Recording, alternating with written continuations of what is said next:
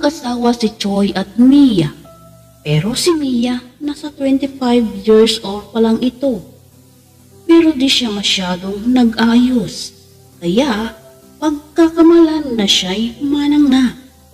Ganun pa man, mahal pa naman siya ni Choi. Kaso syempre di maiwasan na napapahanga din ito sa iba. Lalo pat laging kasama ang mga kabarkada nito pag walang ginagawa sa bukid. At laging nakukonsyos sa sarili si Mia. Iniisip na baka di na siya mahal ni Choi. Si Mia kasi laging nasa bukid na halos bilad na sa araw. Yun lang ang trabaho nila. Taga-Cagayan ang mga ito. Pero di pa nito nakikita ang biyanan dahil nasa ibang bansa. Kaya isang araw habang silang mag-asaway nag-aagahan. Mahal, dumating na sila mama galing ibang bansa at inaaya tayong pumunta at lumawas ng Maynila. Pero paanong mga pananim at alaga nating mga kambing, baka? Walang magpapastol. Ay naku mahal, huwag kang mag-alala. Pinakiusapan ko si paring Juaning. Siya na lang munang magbantay, pansamantala. Para naman, baka pamasyal ka nang di laging nandito ka sa atin. Dapat naman, makita mo ang Maynila. Okay mahal, sinabi mo eh. At gusto ko ding makilala ang mga magulang mo. Itinguwi ka ni Mia sa asawa.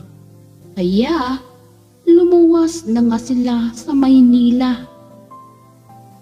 Habang nagbabiyahe sila na may nanonood ng movie sa bus. Kaso naginipan ni Mia ang nasa TV na kanilang pinapanood at bigla siyang nagmulat ng mga mata dahil ginigising siya ng asawang si Choi. Hoy mahal, ano ka ba naman? Nasa bus tayo, di sa bahay.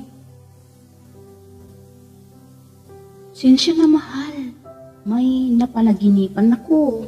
Yung nasa TV.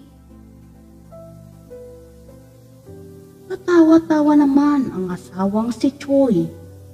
Masaya silang nakarating sa bahay ng magulang ni Choi.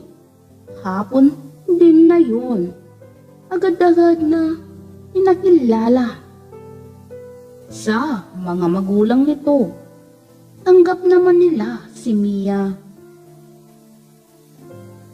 Mano po ma, pa. Salamat naman at pumunta kayo dito. Mia, mahihilig ka ba sa mga pampaganda? Ito, pasalubong ko sa'yo. Uwi ka ng biyanan nito. Salamat po ma. At talaga namang maganda kayo. Sa personal ma. Salamat naman iha sa papuri. Itinguwi ka nito sa kanya. Mahilig kasi ang mama ni Choi kung anong pinaglalagay sa mukha nito. Kaya banat na banat ang kutis dahil sa maalaga ito. Kaya masaya silang kumain ng dinner at nagpahinga na sila sa kanilang mga kwarto. Gabi na noon, kasalukuyang kinukuha ni Mia ang pagtulog nito. Nang biglang makarinig siya ng kaluskos sa may teres kasi katapat lang ng kwarto na tinutuluyan nila ni Choi ang teres. Nang saktong hawiin niya ang kortina, meron siyang nakita na bulto ng tao doon na nakaputi. At nang makita yon, dali-dali siyang nagsisigaw ng aswang, aswang. Sa sandaling iyon, napabalikwas naman ng bangon si Choi. Ano ba yun, mahal? Aswang, mahal. Anong aswang? Manila ito, mahal. At paano magkakaswang? Diyan, mahal. At hinawi ng tuluyan ang kurtina. Kita niya ang ina na may mas na puti-puti ang mukha. Nagpapa-beauty rest kasi ito. Kung ano-ano ang nilalagay sa mukha nito bago matulog, kaya napagkamalan ito ni Mia. Ma, kayo pala yan. Tatawa-tawang wika ni Choi. Bakit sinong sinabi ng asawa mong aswang? Ha? Ngingiti-ngiti si Choi. Kayo naman pala ang nandyan. Nagulat sa inyo si Mia. Kala niya may aswang. Dito yun pala. Ikaw lang, ma. Mia, mahal. Huwag ka nga ganyan. Lika, si mamang nandito. Lumabas si Mia para tignan ang biyanan. Sensya na po, ma. Di ko naman nakalain na kayo yan. Hingi ng paumanhin ni Mia sa biyanan. Sensya na kayo kasi meron kasi akong nakalimutan dito sa terrace kaya hinahanap ko. Anong aswang niyon? Wikang tanong naman ng ama ni Choi na pupungas-pungas. Nauna na kasi itong nakatulog kaya nalimpungatan ng may madinig na nag-uusap sa terrace. Kaya lumabas at makita ang itsura ng asawa nito. Ikaw talaga, Chona. Ginulat mo ang mga anak mo.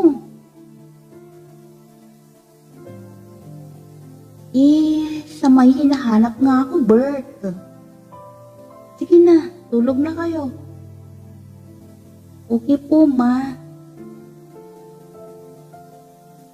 O siya, sige. Tulog na kayo at kami na may matutulog na. Tumango na lang sila Mia at Choi. At naiiling si Choi dahil sanay na siya sa ina. Kaya dito na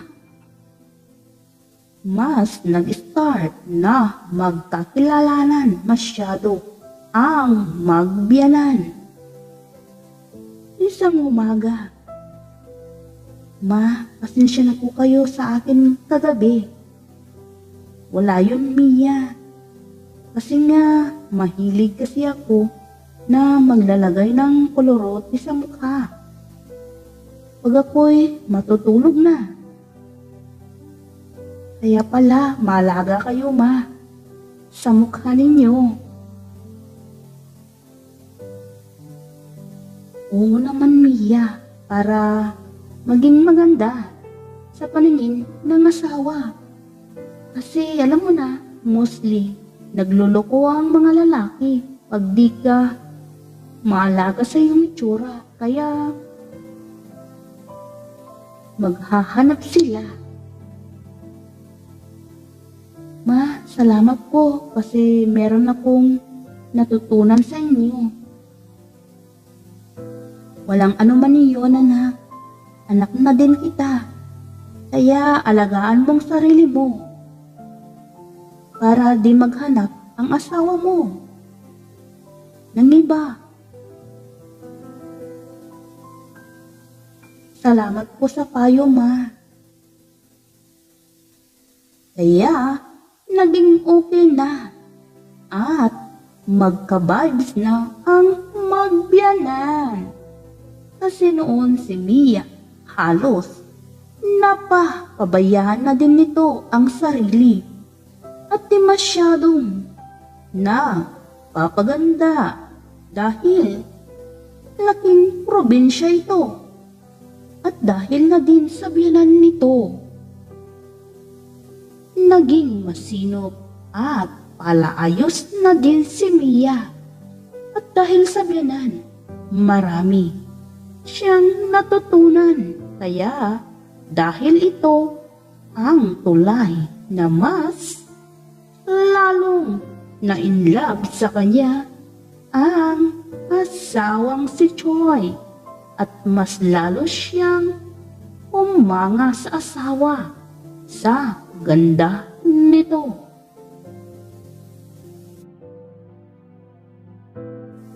Salamat guys sa pakikinig at panunod sa video ito. At shout out sa inyong lahat. Mag-abroad ka sis, pero di mo ba alam na mahirap dun sa malayo? Mag-isa ka lang, wala kang kilala, kundi sarili mo. Uwi ka ng kapatid ni Lou na si Marie. Alam mo naman, kasi para sa anak ko. Uwi ka ni Lou sa kapatid. Hiwalay na kasi si Lou sa asawa ng babae ang asawa nito at nagkaanak na din sa iba.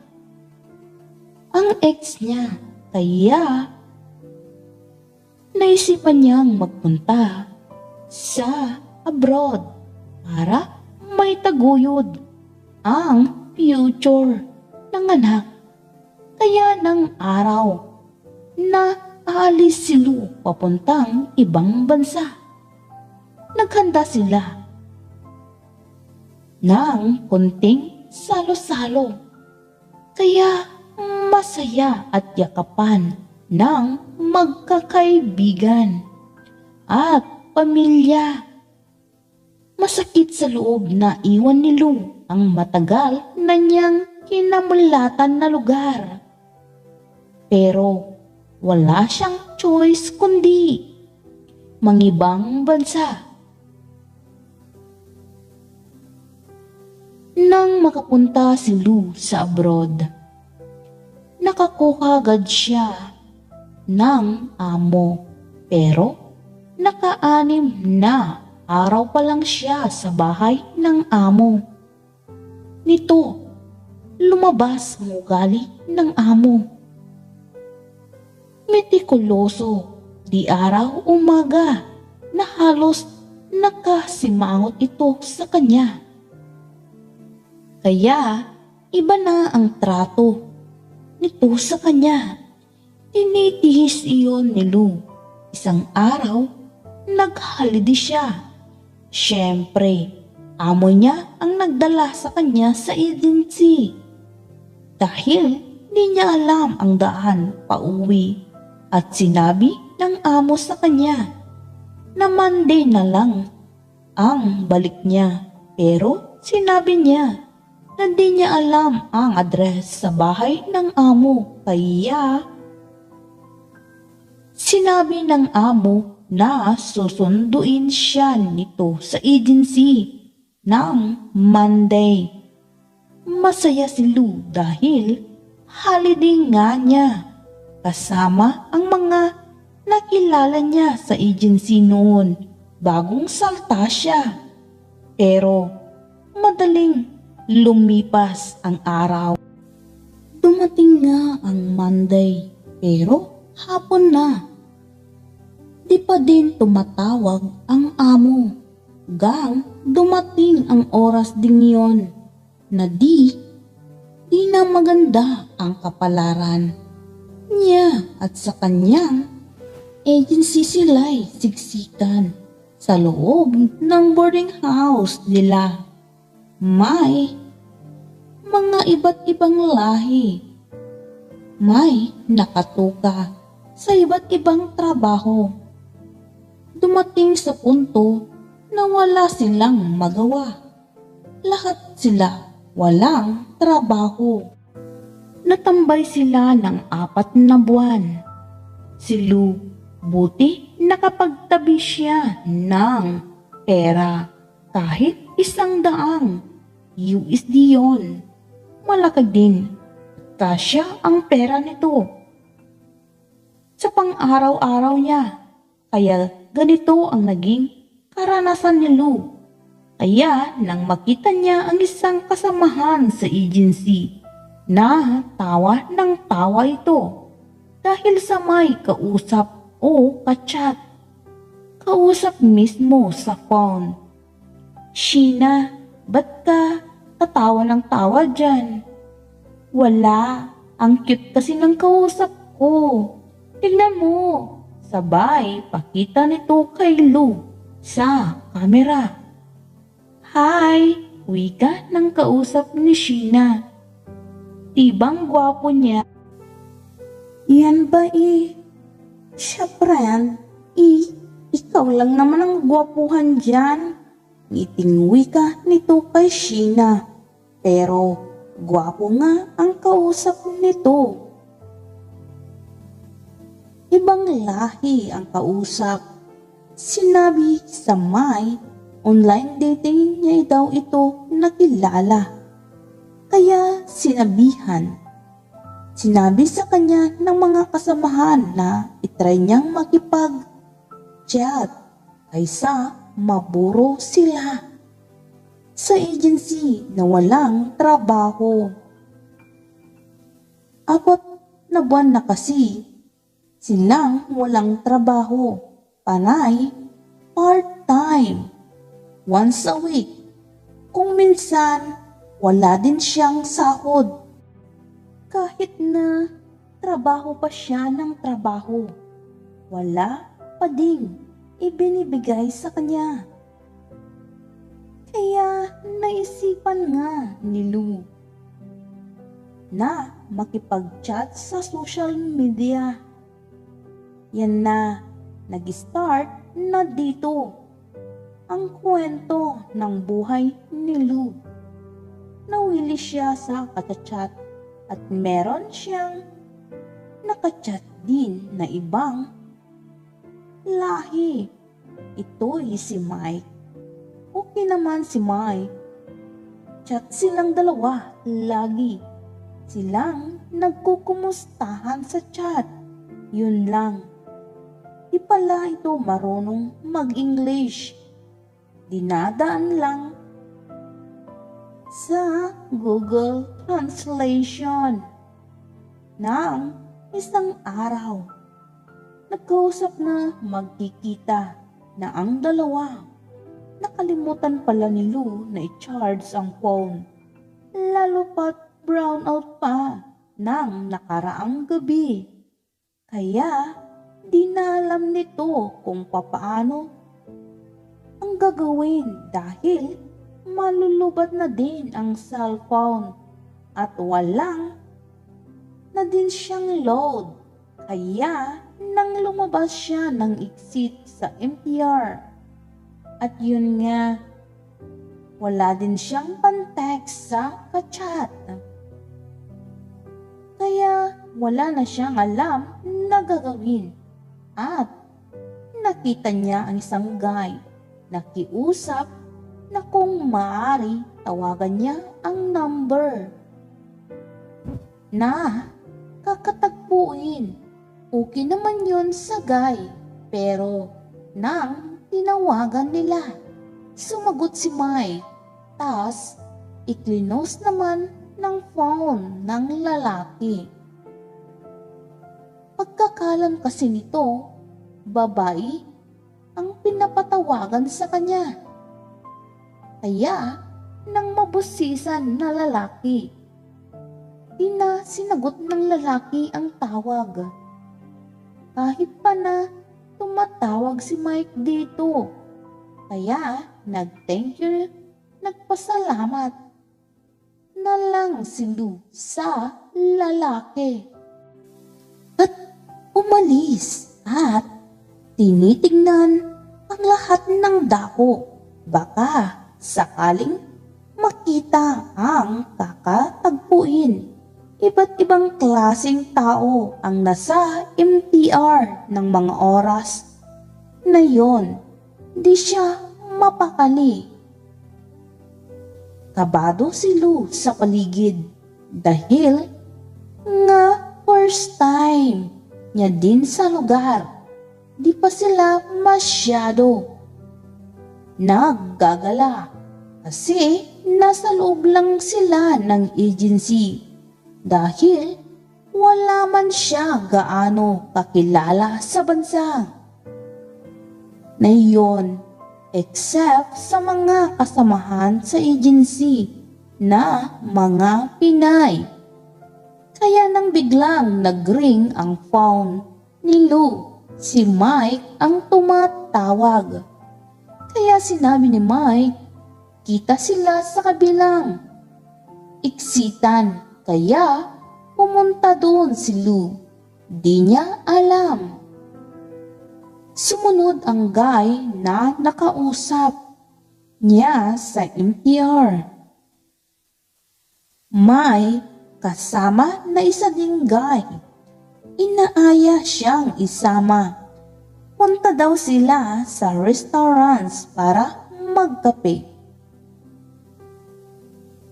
Di na alam ni Lou ang gagawin, lalo dahil hinawakan ng guy ang kamay niya. Gusto siya na isama at pinapakilala sa kasamang lalaking isa pa. Miss, sama ka na sa amin. Punta tayo ng restaurants para makilala mo naman ang kasama kong si Dave.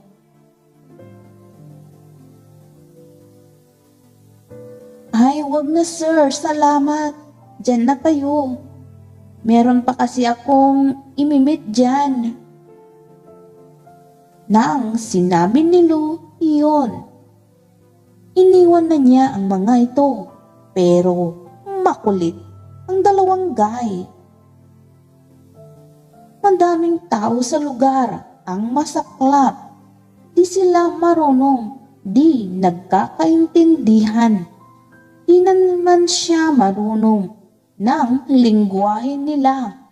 English di nila masyado alam.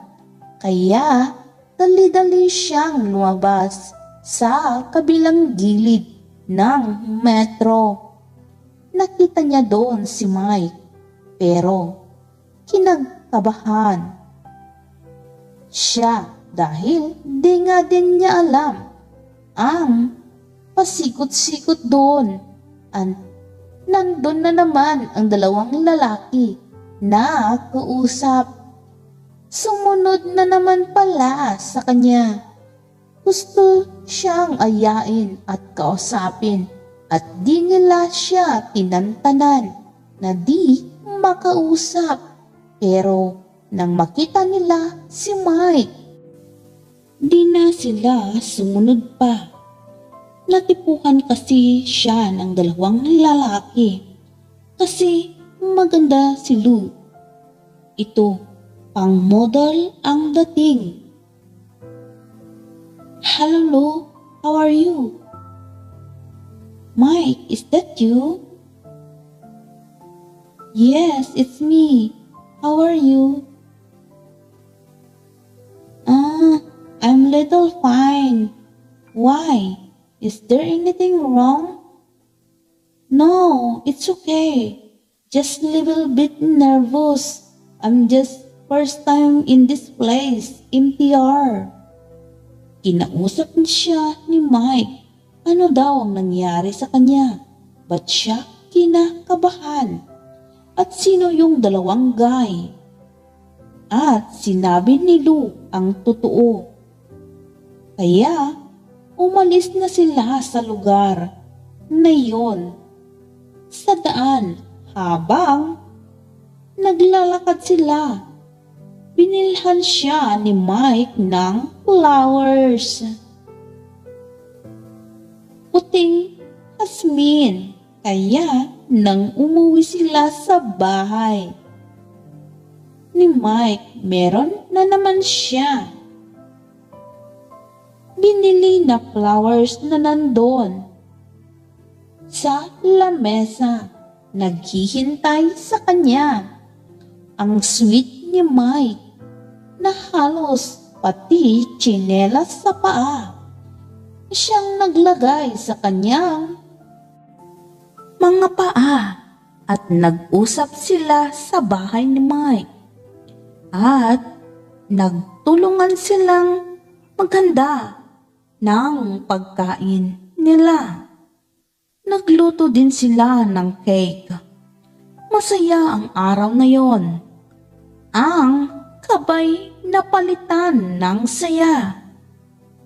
Pero nang paggabi na, nagpaalam na si Lou na babalik na sa boarding ng agency, kaso di na siya pinayagan ni Mike. Gabi na kasi, kaya umayag na lang si Lou. Kasi gabi na nga masyado at di pa nito alam masyado ang bumalik sa boarding house. Pero namamahay si Lou, di siya sanay matulog pag sa ibang bahay.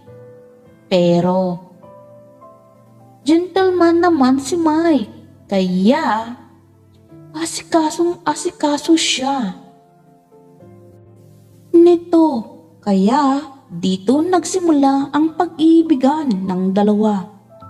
Nang lumaon, tinuruan ni Lou si Mike kung paano magsalita ng English. At nang lumaon, okay na sila dahil nagkakaintindihan na silang dalawa kung paano makipagkomunikasyon sa isa't isa. Nang lumaon, nagka-bilafan sila at tumagal, nagpakasal na ang dalawa.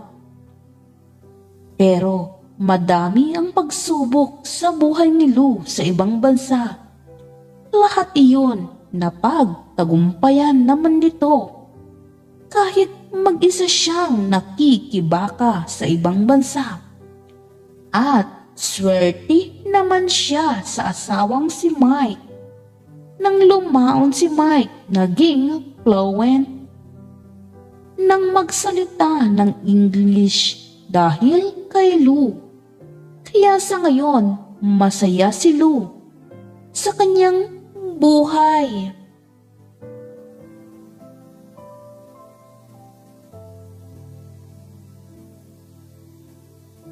Kaya dito nagtatapos ang kwento ni Mike at ni Lou. Kaya sa mga nakikinig sa kwentong ito, salamat sa inyong panunood at pakikinig mga kaibigan. At sana may natutunan kayong aral sa kwento na di dahil baku-baku ang daan, di dapat mawalan ng pag-asa. Dapat matuto tayong magpakatatag sa anumang pagsubok sa buhay at magpatuloy. Ika nga, habang may buhay, may pag-asa. Kahit mag-isa ka sa ibang bansa, dapat huwag kang makalimot na tumawag sa may kapal at matuto kang tumayo sa iyong mga paa.